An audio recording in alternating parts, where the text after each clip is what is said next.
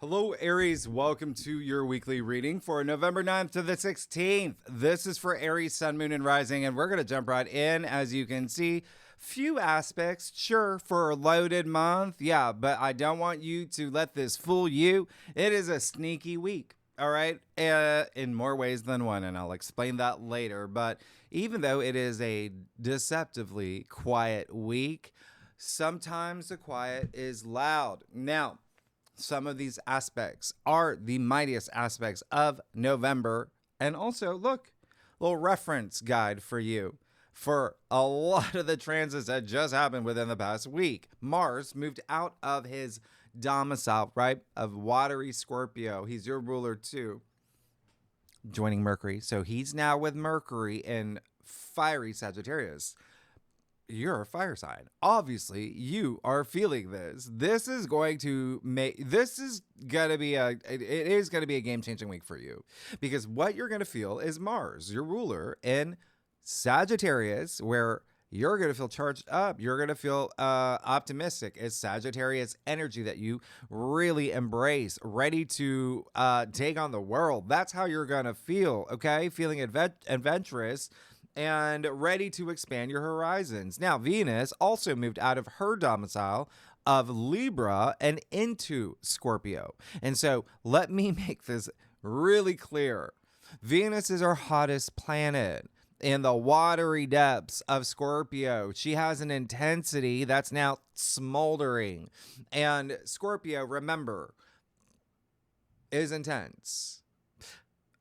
You are going to feel this with love, relationships, money, your transformation, your personal transformation. This is your 8th house.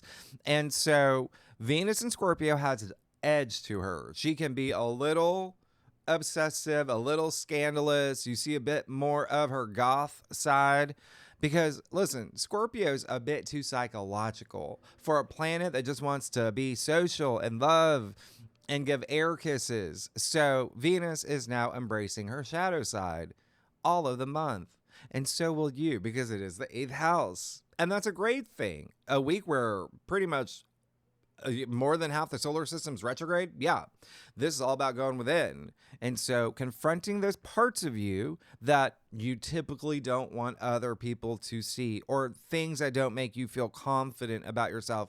It's time to explore it. You are going to feel this. You're going to feel fearless. You're going to feel like Megan Fox in that werewolf movie. You're just going to go for it. All right. Remember, it's Scorpio energy. It's still that I got to have it. I'm going to get it. That kind of energy. Yep. So, intimacy, wealth building, really big themes for you here, especially money. All right. For not only this week, rest of the month, and then, yes, you guessed correctly, it is still Scorpio season. Therefore, with Venus here too, truths will come to the surface. That's just what happens, okay? It's that investigative energy.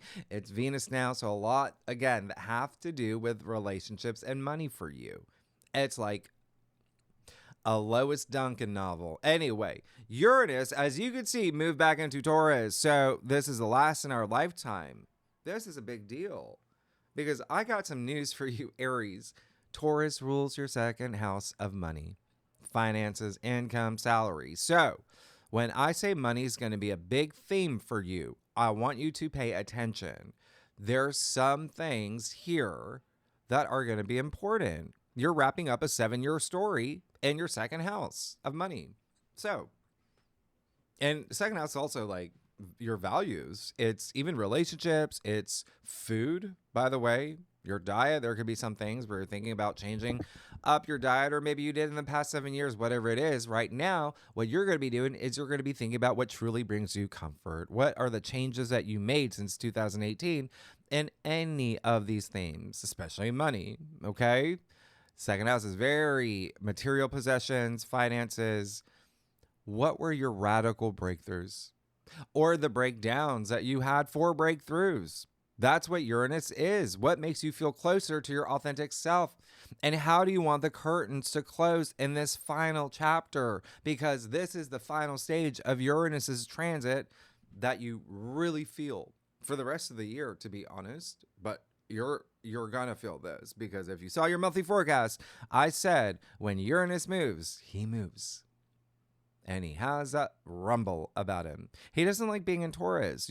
Taurus is too slow for Uranus. So yes, you're going to feel a little bit of rumbles. And he is the planet of surprises and the unexpected. So there's some unpredictable moments that could be happening. And he does bring a little bit of disruptions. The other thing, you're going to feel like it's early 2025 all over again, because all the outer planets, Saturn, Uranus, Neptune, and Pluto, are back where they were when this odd year began, and they're going to be bringing back themes that were prominent for you back then. Okay, so it is an interesting week, because the last thing, and I think this may be the most important thing for you to keep in mind, this week you're kind of in the crosshairs of the very potent supermoon that happened in Taurus last week, and the new moon in Scorpio that's happening next week. And that supermoon in Taurus, you're still feeling. I mean, you're feeling these energies, that Scorpio energy, you're feeling it. We're in Scorpio season. So what does this mean? The Taurus-Scorpio axis is all about relationships and money. There are going to be big themes for you this week, big life lessons, and things may be a little bit confusing because Sunday, November 9th, Mercury stations retrograde in Sagittarius. 6 degrees.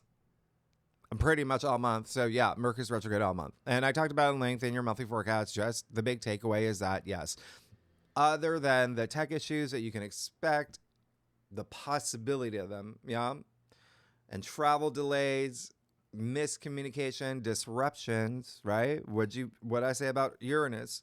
Uranus is the higher octave of Mercury. So when you feel the rumble of Uranus, and when you are at the very beginning of a retrograde, you feel, okay? Especially when it's little brother, big brother playing tag team.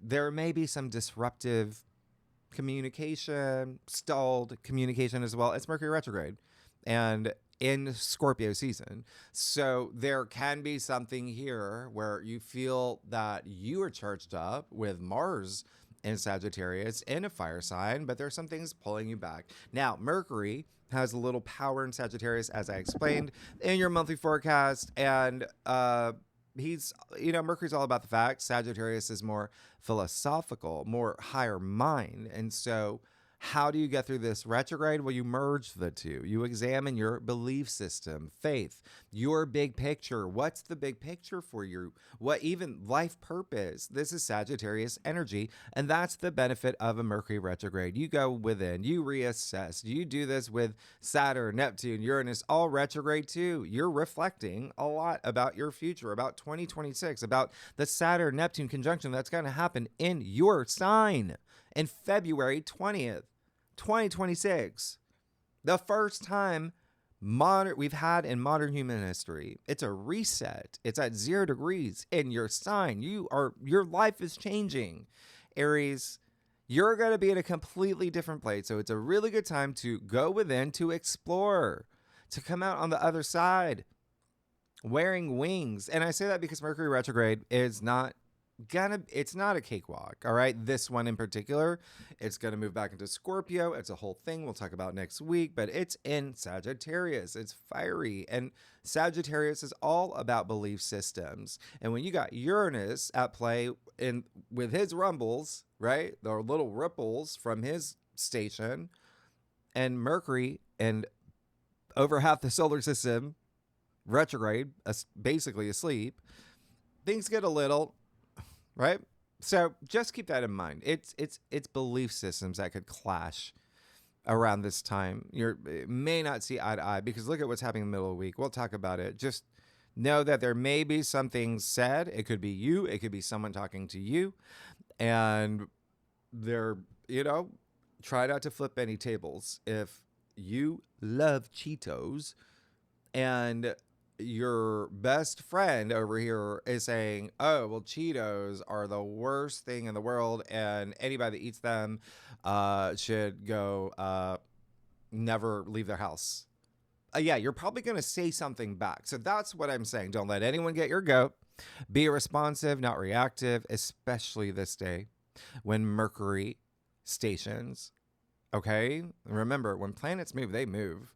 You're gonna feel this on top of the rumble, and it's all happening, by the way, while Jupiter's trine Saturn. Remember, that's behind the scenes, and you're gonna feel it strongly over the weekend, by the way.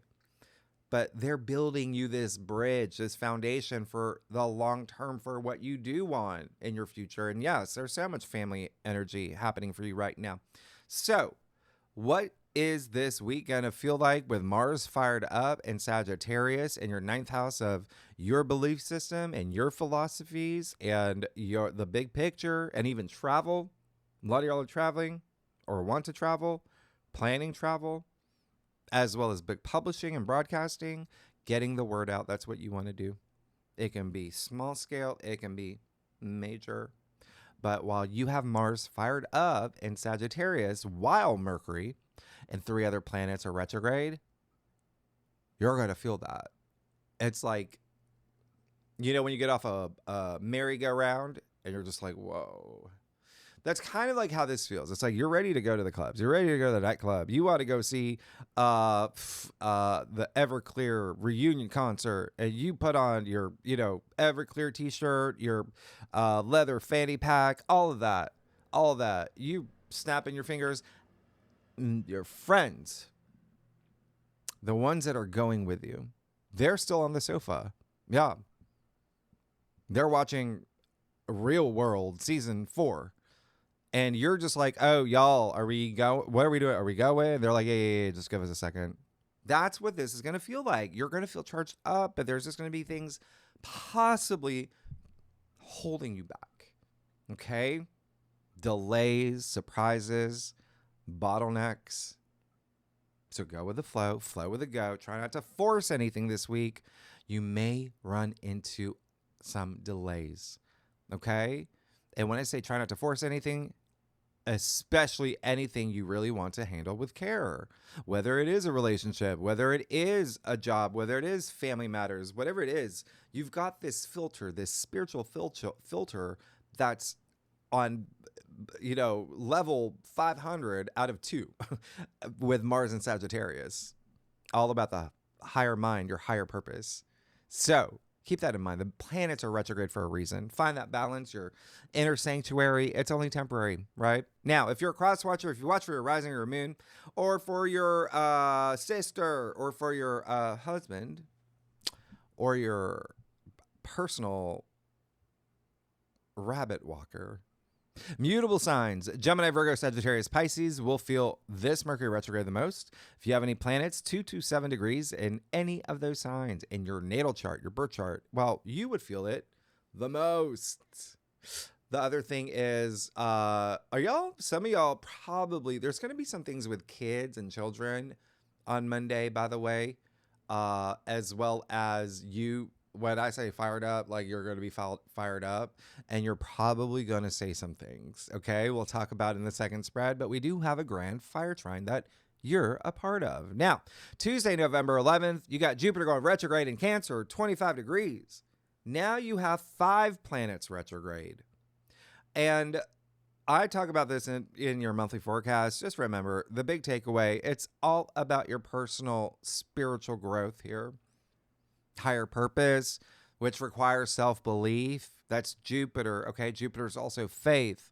So this also requires self-nurturing. Yeah, that self-love, because you can't be there for others if you're not there for yourself. So spend some time with Jupiter retrograde, not only this week, but the rest of the year, thinking about you and your role when it comes to home and family and your roots. Okay, Jupiter does bring this high degree of protection, especially exalted in Cancer.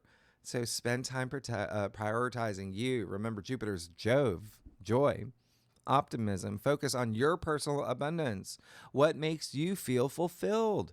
Really lean into this energy, because Wednesday, November 12th, Mercury conjunct Mars in Sagittarius at 6 degrees. You are going to feel this all week. And this is what I was talking about. The clashing of belief systems, truths coming to the surface. Just remember, we have this aspect in October. You've already gone through it. You've already experienced it. There was probably something that, had to do with loans or taxes or investments or inheritance or partnerships and building, your relationship with a lover, business partner, maybe too. But either way, now it's in a fire sign. Okay? In your ninth house of beliefs. So remember, Mercury, weak in Sagittarius, right? He's very lights on, nobody home. But he's still Mercury, right? Hermes, the trickster, he's got a bag of tricks. And Mars, as you know, is super assertive and just passionate and just ambitious and driven. So Mars isn't the best role model for a weak Mercury. He's making Mercury his bow. Mercury's the bow. Mars is the arrow. Okay?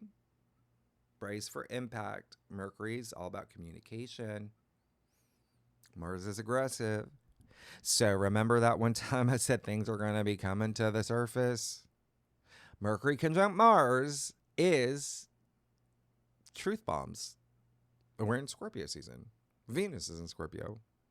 And when I say truth bombs, it's Mercury and Sagittarius. So blunt, unfiltered, deliberate, like not even glazing anything, not even little white lies.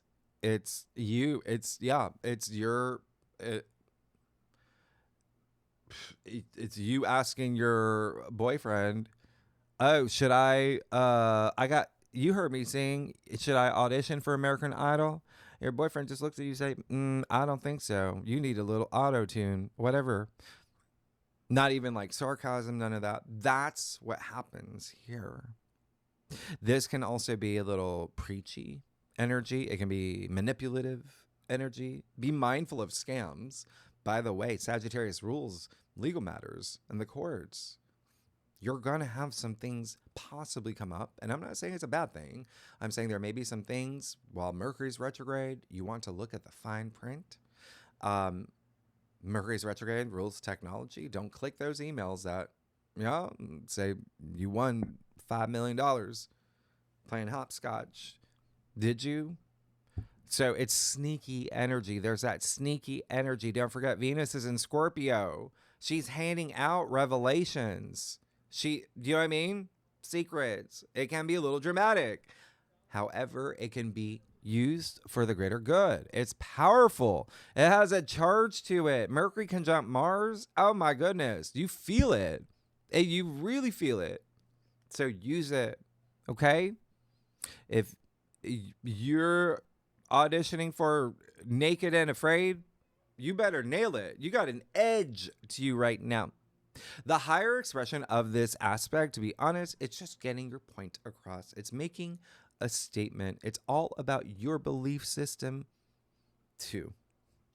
So be very mindful on how you use this, because it can be for the greater good. Like I said, it could be having healthy debates, healthy actions, and even like something that you write, possibly, I don't know, on your threads could go really viral. Mars can make it go really viral as long as it has that purpose, right? Really, really, really nice, because you love threads. Anyway.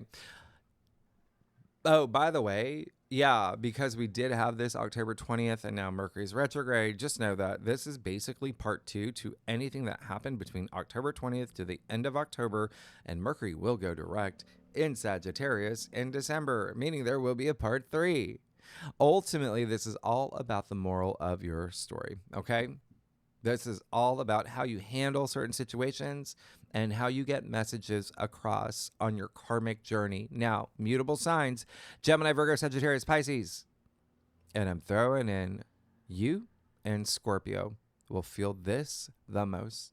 If you have planets 4 to 8 degrees in your natal chart in any of the mutable signs, the first 4 signs, you got this, okay? Now, what else has happened for you? You got a lot of work stuff coming up, by the way, and actually this week. You might say something to a colleague, or a colleague might say something to you. FYI, it looks like it's you.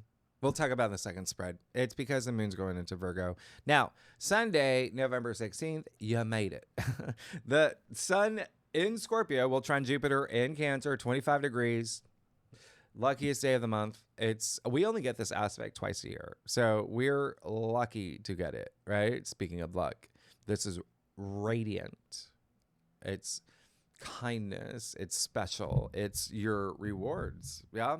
There's this enthusiasm around it and comfort. And it's this feeling of expansion. It's Jupiter. It's personal wealth. It's seeing your goals manifest right before your eyes. Getting a taste of the success that you deserve. Okay? Especially because remember what happens the next day. This is moving into the grand water trine that you're about to experience. And this is going to be really special because sure, you've got the sun trine Jupiter, but the next day the sun will trine Saturn, meaning it's already forming. And then remember, Jupiter trine Saturn. There's your grand water trine. All right? So, extra special. A lot of energy around home and family and your roots. A lot of y'all are moving. Did you know that? Yeah. Or getting a roommate, or maybe buying property, maybe selling property, or did y'all have kids yet? Some of y'all may have had kids, so you're expanding your home. Anyway, or becoming realtors. Anyway, water signs, Cancer, Scorpio, Pisces, obviously they'll feel this the most. And then if you have planets 23 to, I'm going to give you 28, okay? 23 to 28 degrees in your chart, your natal chart, and any of those signs are really going to feel it. I'll even go up to 29, honestly, because of the grand water trine, because the sun's going to be moving. Yeah, 25, 26, 27. So I'll go to 29 for y'all. Let's get started. All right. Let's see what's going on for you, Aries, for this week, November 9th to the 16th. Aries, sun, moon, and rising. Aries. Yeah. Okay. Thank you.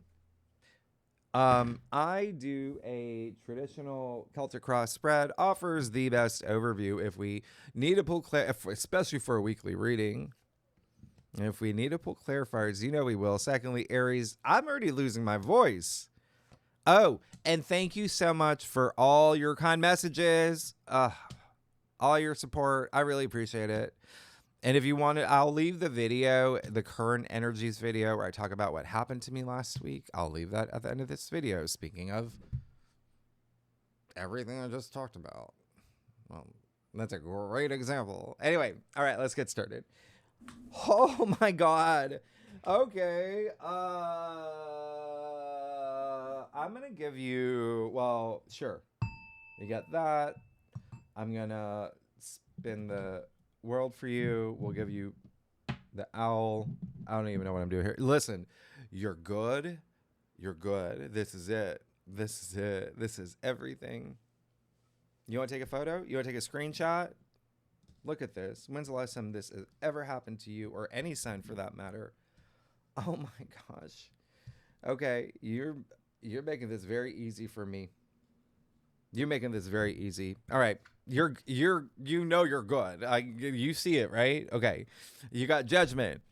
Amazing. There you go. What did I say? Very spiritual week for you. It's this profoundly spiritual week because you have your ruler Mars in Sagittarius, right? Which is a very, it's spirituality. You got Mars and Mercury there. So you're going to be reassessing your spirituality, what means things that are meaningful to you, all those big questions that I said, the big picture, life purpose, all of that. There you go. You have this profound wake-up call, moment of clarity right here, and it's so healing for you because this is the only card in tarot associated with sound. What is sound? I talk about that all the time. It's frequency, it's energy, it's vibrations, it's healing. And you're going through a strong healing process, especially because, don't forget, Jupiter is square Chiron and Aries in your sign all month. You're ripping off some band-aids, and a lot of it has to do with this awakening, the way that you're seeing something, this shift, and also self-belief. But this is huge. Even when you look at what's happening here, it's almost like there's something when you do your introspection with all the retrogrades, you discover something big. Okay, really great. And then you have the Knight of Pentacles. And the heart of your spread, there's your stability. There's your stability for the long haul. Look at this. Look at, first of all, this is the biggest field in tarot. You can plant as many seeds as you want. He's in it to win it. You see his source is going nowhere. So it's very, like these retrogrades, just slow and steady. Slow and steady wins the race. Okay? So he's going to see his seeds grow. He's going to reap his rewards because he's, again, all about the long haul, the long term. And you even see the oak trees all the way in the back. Look at what's in his helmet and the horse. The oak leaves, they're connected to their future. You're not letting anything, this is building. All right? Wealth, money, everything that I said earlier. But also pentacles are a physical reality. So there could be something here with relationships, business, whatever it is. Slow and steady, and you know it, right? After that, wow.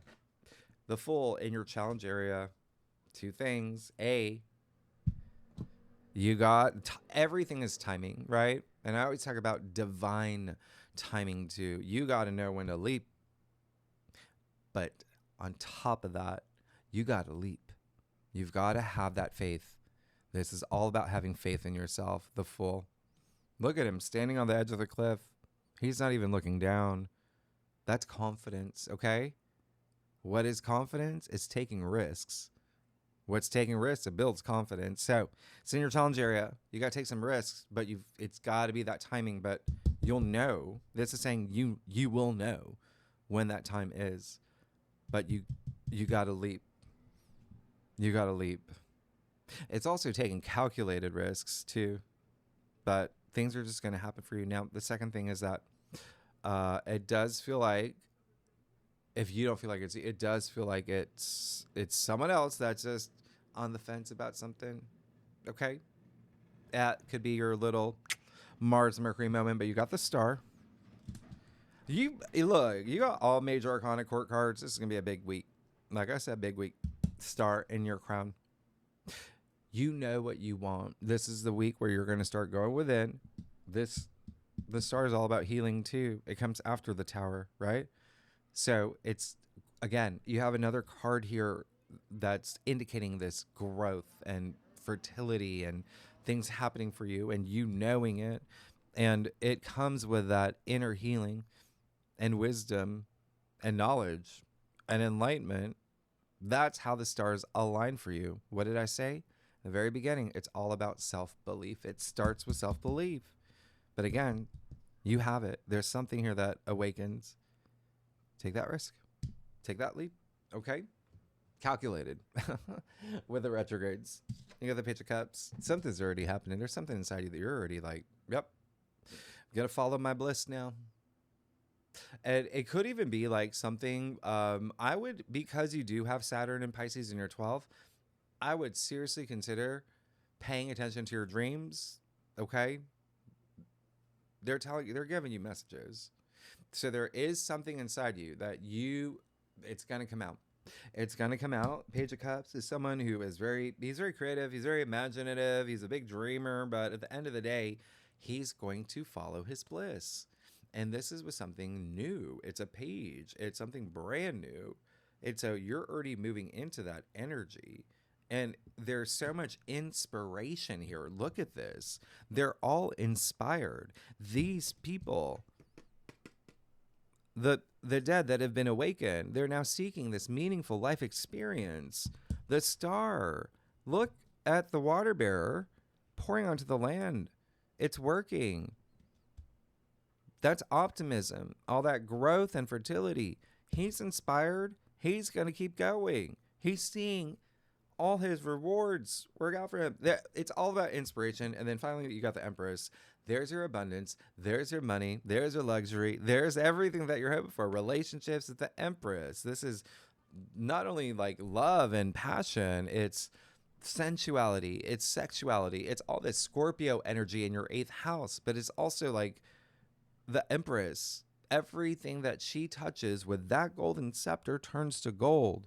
And this is that comfort that I was talking about. You see her lounging. She's like, like queens or no, she's comfortable. She's very comfortable. You're moving into a lot of comfort. And the Empress is all about creation. There's something, again, new that's happening for you here. And it feels more like this feeling, this like phase, like, oh, this feels really good. And that's Empress. The Empress is this super conscious love and self-love, but she's also pregnant. A lot of y'all, by the way, yeah, congratulations. But it represents the birth of new things, like I said, as well. Creation, creative project, something here. Really, really special. Wow. And money as well. Let's get to your stuff. Aries, wow. What a week. You listen, amazing. If you like this reading, it would be great. If you like, subscribe, leave comments. Tell me what's going on.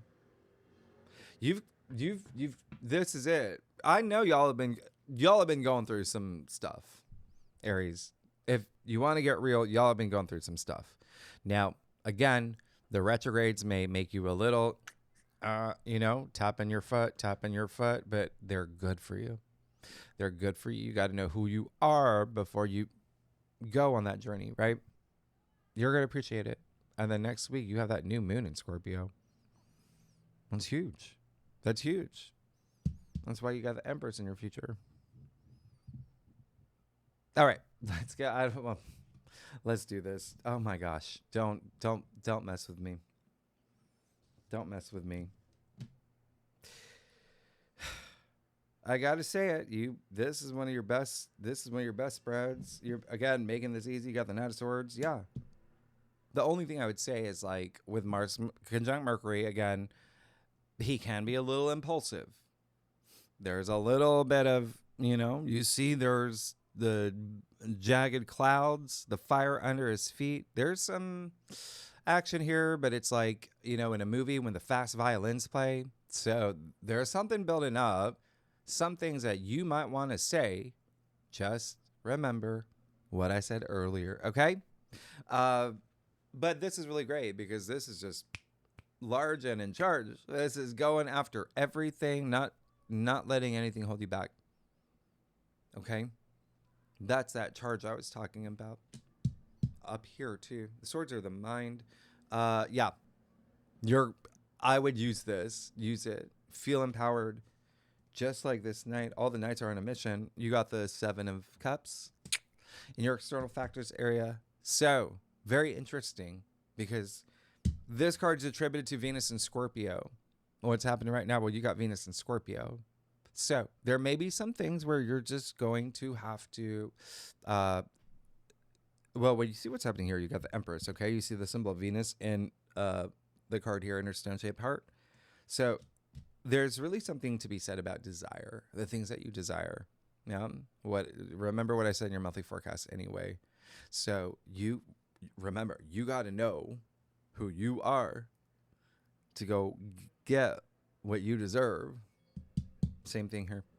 The other thing is like there's something here with the Fool and the 7 of Cups where there may be someone who just kind of like someone on your journey that just, they may be on the fence because they have no idea. They're like, I don't know which direction, or I don't know if this is the right thing. I don't know if, so there may be, again, everyone gets free, whatever you call it this week with all the retrogrades.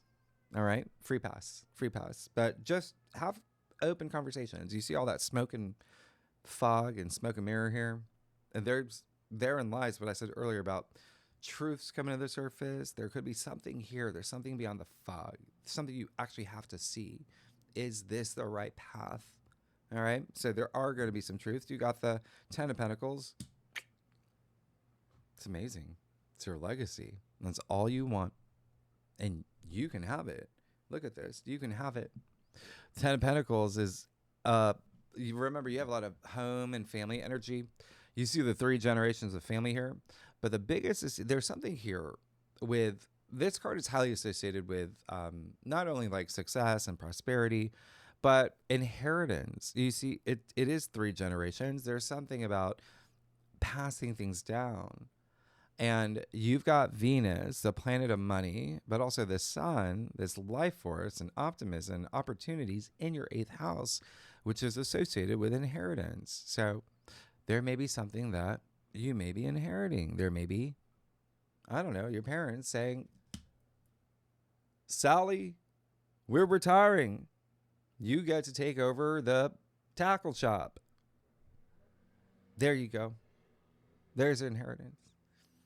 Or maybe it's maybe it's a Gucci bag from the 40s. Whatever it is, you get to sell it now and make a lot of money. But whatever it is, this is really great. There's really this physicality to the 10 of Pentacles, and it's almost like you just want all this comfort, not only within and with your relationships, but in your physical world too. And then you top it off with the Queen of Wands in your final outcome, the entrepreneur, the businesswoman, the charming, fun, regal queen who basically invented the law of attraction. People gravitate toward her. She's a big leader, but the likable leader. People love her, and she can get whatever she wants. Okay? This is someone who radiates. That's you. You're going to be sitting in this throne. Look at the black cat, right? What I say about being in touch with your shadow side, that's what brings her confidence. Nothing holds her back. Not even her questioning things about her or no, she's comfortable. She's cozy. So you're good. You're absolutely good. If you are here for career, I mean, that's huge. For career, big deal. All right? Even if you're not, it's just your passions. It's wands. It's that spirited energy. And Queen of Wands is Aries, by the way. So it's almost like you returning to your throne here. You're good. You're good. You're good. You're good. You're good. Aries, wow. And that's the other thing. Crank up that charm factor. It works wonders. That's why I say always vibrate at the high frequency. When you're vibrating high frequency, you get what you want. All right? But that's really great. Anyway, Aries, thanks so much. Next week, yeah, we have the new moon in Scorpio. There's a lot happening next week. Actually, we'll talk. And then, yes, the second spread, we will talk about some of these lunations. There's some stuff happening. You got Ceres in your sign that's forming this. There's a lot. So tier 3 members, you know where to find the link. Anyone's welcome to join. We're really good and legendary members. We have so much fun. And remember, this is just planets. What I just told you, your astrology, that's just planets. This is the other half. Anyway, Aries, if you like this reading, be great if you like, subscribe, leave comments. Aries, y'all, take a screenshot. This is insane. I've never seen, there's also this calm that... There's power and calm. Wow, you're good. Aries, thanks so much. I'll see you next week. Bye-bye.